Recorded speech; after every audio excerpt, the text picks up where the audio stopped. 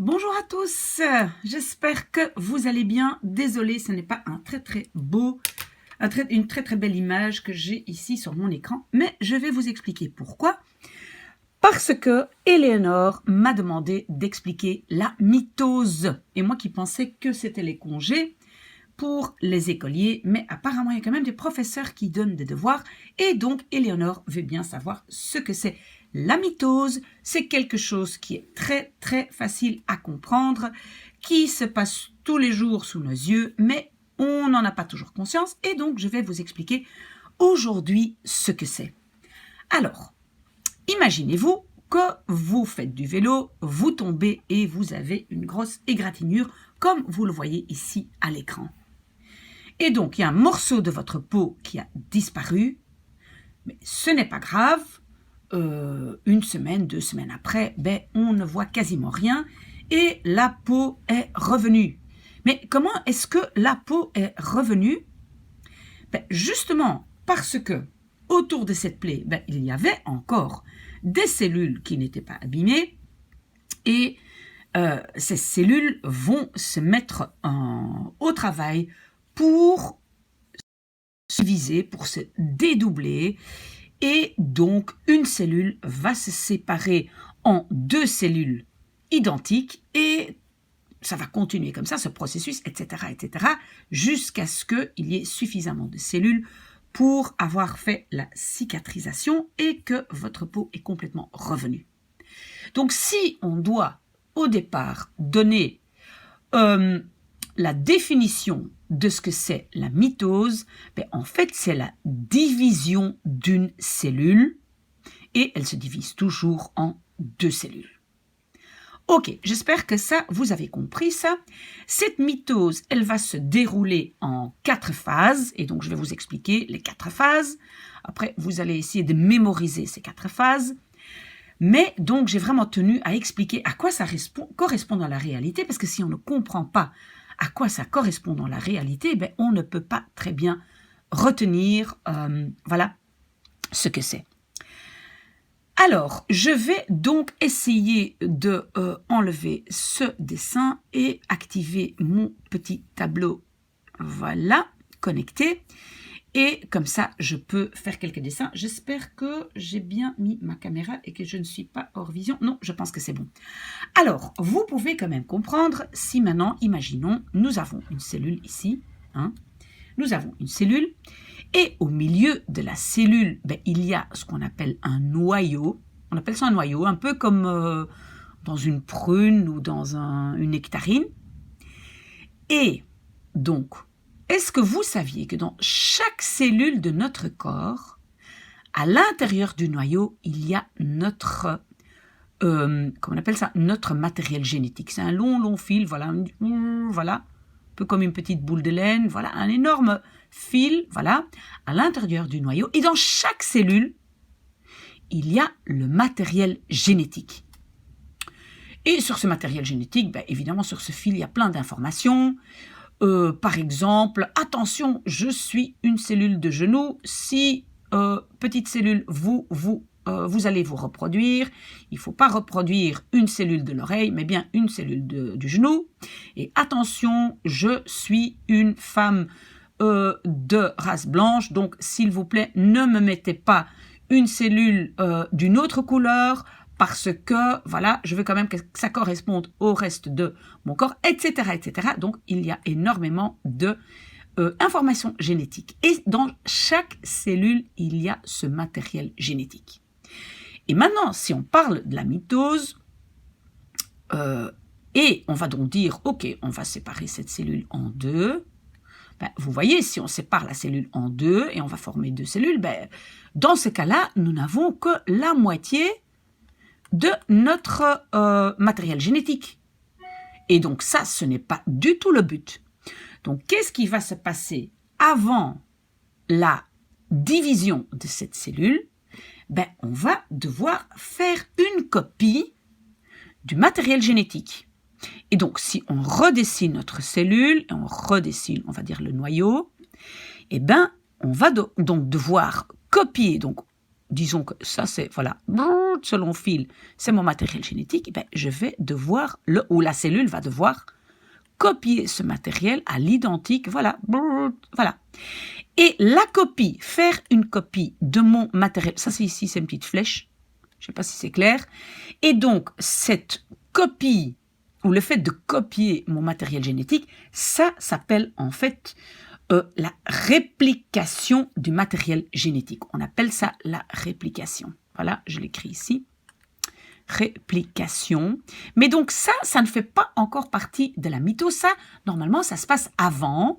Ça se passe, par exemple, entre deux mitoses. On pourrait dire que ça se passe à l'interphase, donc la phase entre deux mitoses. On pourrait dire, hein, voilà. Et donc, ce matériel va être répliqué et à ce moment-là, je vais pouvoir séparer ma cellule en deux. Et donc, cette séparation, c'est la mitose. D'accord. Je pense que, voilà, ça, j'ai bien expliqué. Alors, donc, je vais maintenant vous expliquer les 4 phases, parce qu'il y aura 4 phases de la mitose, voilà. Et donc, ce sont les 4 phases que vous allez devoir retenir. Et je donne déjà les noms. Voilà, donc la première phase va s'appeler la prophase.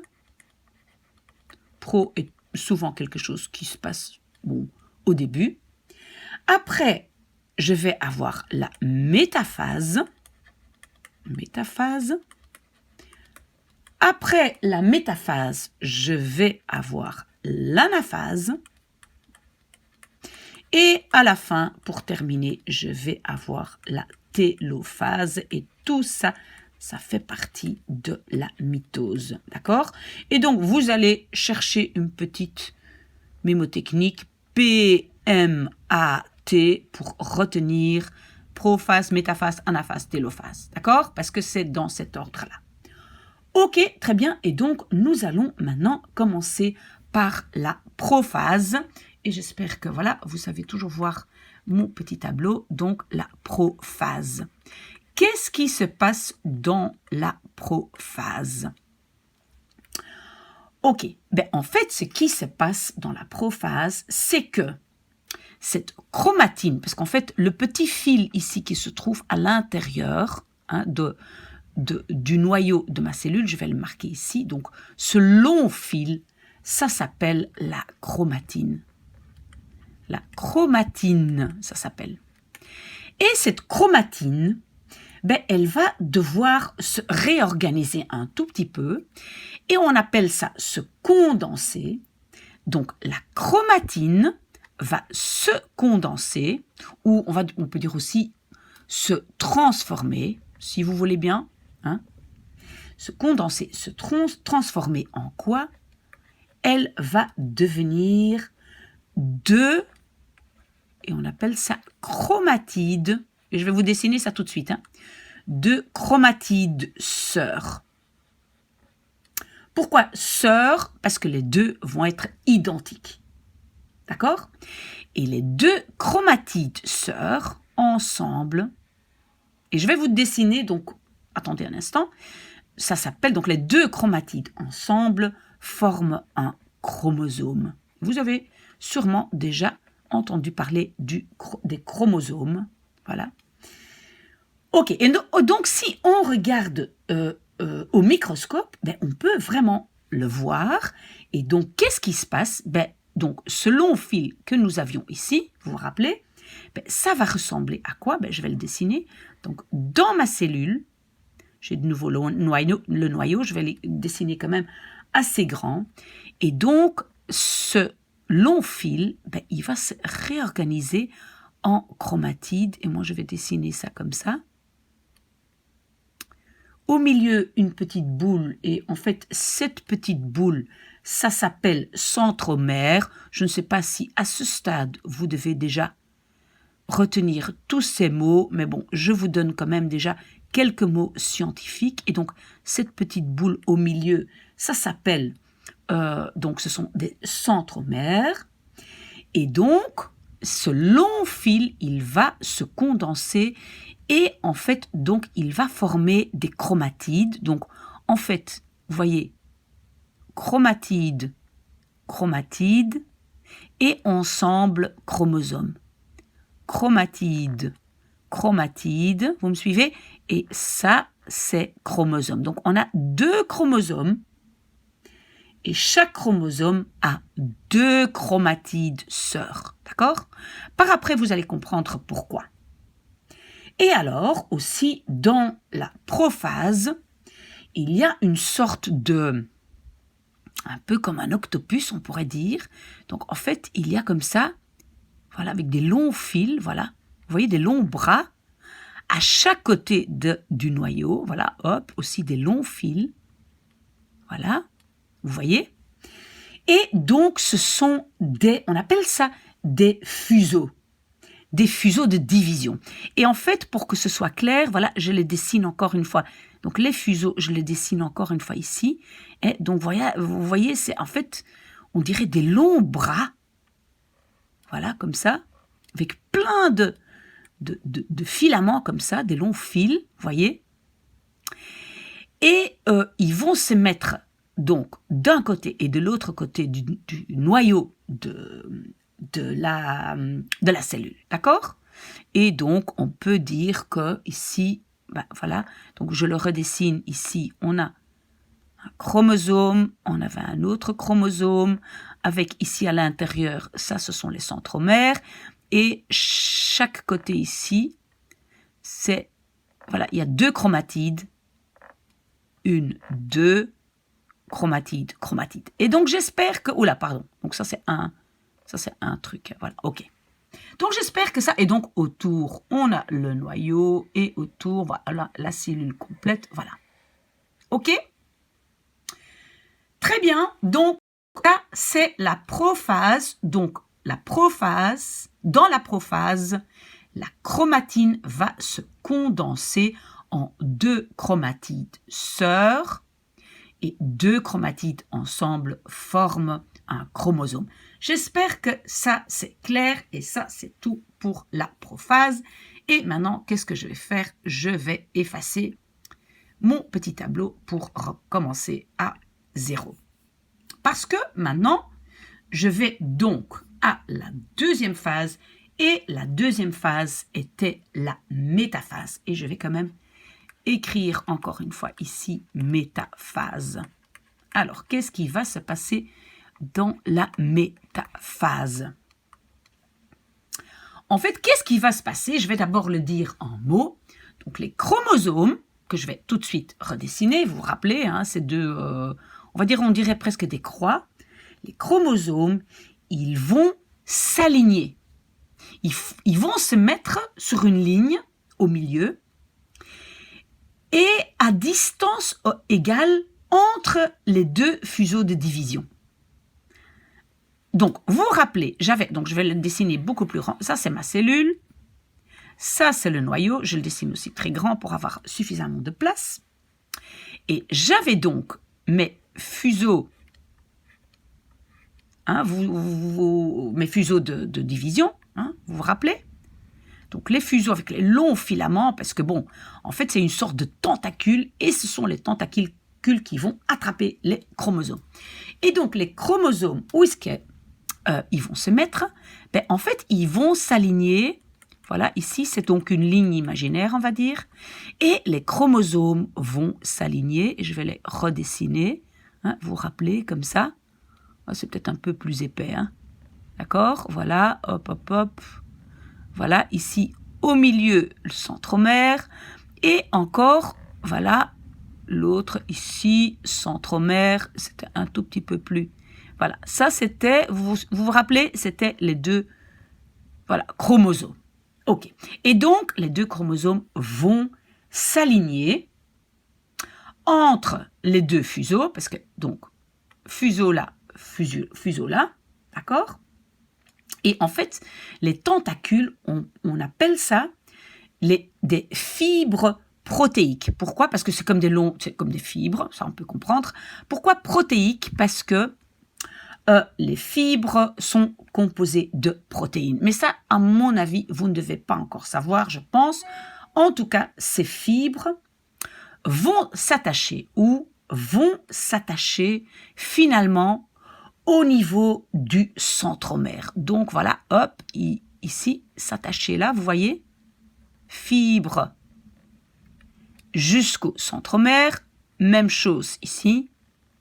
Voilà, donc ils s'attachent, les fuseaux de division vont s'attacher au niveau du centromère qui se trouve au milieu. Ça va, vous avez vu? Voilà, hop, là aussi, voilà. Donc, les chromosomes sont attachés par leur centromère au fuseau de division. Est-ce que ça c'est clair? Oui? Ok, ben ça c'était la métaphase. Et comme j'ai encore un peu de place, ben, je vais dessiner juste à côté la phase 3 qui est donc l'anaphase. Anaphase. Et c'est quoi l'anaphase?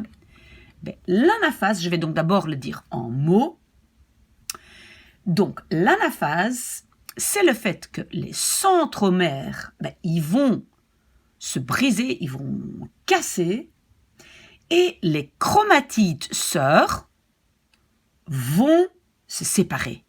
Donc, celui-ci va tirer vers celui-là vers l'autre côté. Est-ce que vous comprenez ça? Donc, l'anaphase va ressembler à quoi? Je dessine de nouveau une très grande cellule. Oui, je vois que vous le voyez sur l'écran. Et puis, je fais ça très très grand pour que vous puissiez bien voir ce qui se passe.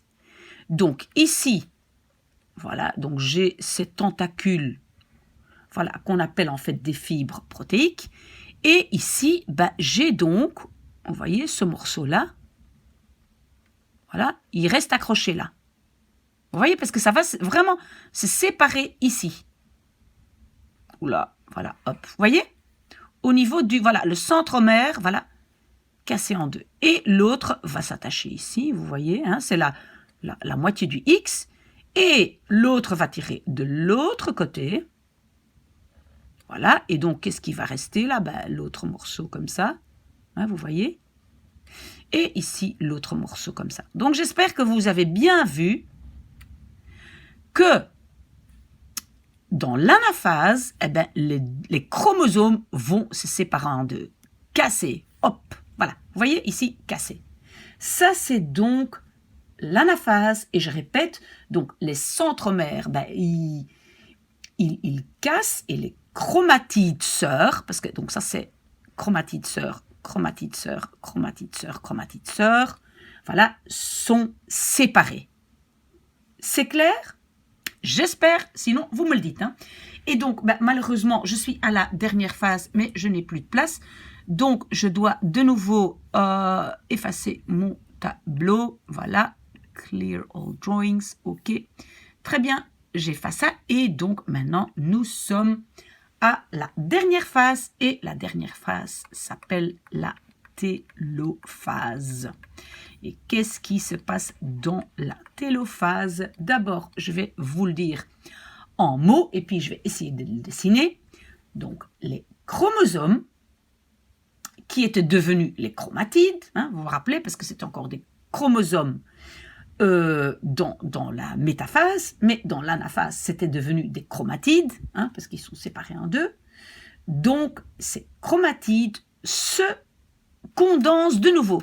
Donc, ils se retransforment en chromatine, donc le long fil du départ. Et donc, en fait, je peux, parce que je vais dessiner comme ça, parce que donc, vous allez voir, hein, je vais vous expliquer. Oula, je dessine pas très bien, donc en fait, c'est censé être identique. Hein. Mais donc, ici, vous voyez donc la mitose, hein, la division est déjà en route. Et donc, les chromatides, ils se recondensent, donc ils deviennent de nouveau, voilà, oups, un fil, voilà, le fil. Vous voyez, donc la chromatine était le fil qui comporte le matériel génétique. Et donc la télophase est la condensation des chromatides en chromatine. Est-ce que ça c'est clair? Donc, pour clôturer, parce que j'ai tout dit, et donc après, oui, donc après, de plus en plus, ben, vous voyez, donc les cellules vont se séparer et on va avoir deux cellules identiques. C'est vraiment important de savoir que c'est identique. On va avoir 2 cellules identiques. Et voilà, c'était la mitose. Ben, avant de répéter encore les 4 phrases, il y a encore quelque chose que je vais vous dire. C'est qu'on dit que la mitose, ben voilà, c'est un processus asexué. Donc, la mitose est une reproduction, si on veut, asexuée. C'est une reproduction. Ben pourquoi reproduction? Parce que on était parti d'une cellule et après il y en a 2, donc on a reproduit quelque chose. Pourquoi est-ce qu'on dit que c'est asexué? Parce qu'au départ, donc j'ai, on va dire, un individu, donc une cellule, individu, et juste pour que ce soit clair pour vous, si on veut se reproduire, nous les êtres humains, et on veut faire un bébé, là on a besoin de 2 individus. Donc ça, c'est pas asexué, d'accord? Mais ici, donc la reproduction au niveau cellulaire, on dit asexué. On démarre avec un individu, d'accord? Et donc, à la fin, on a 2 cellules filles. Et on peut aussi dire qu'on a 2 ascendants. Je ne sais pas si vous comprenez le mot, les ascendants.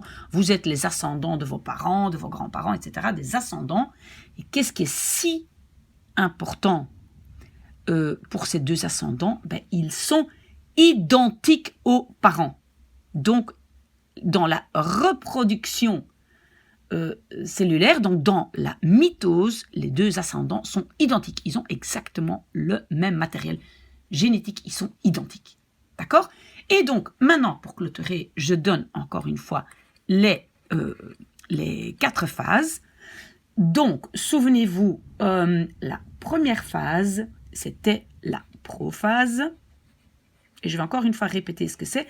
Prophase, après on avait métaphase, après on avait anaphase, et à la fin on a télophase. Et je répète encore une fois, donc, prophase, c'est la condensation de la chromatine, et qui devient donc 2 chromatides sœurs. Dans la métaphase, les chromosomes vont s'aligner. Souvenez-vous, ils vont se mettre au milieu sur une ligne, à même distance des 2 pôles.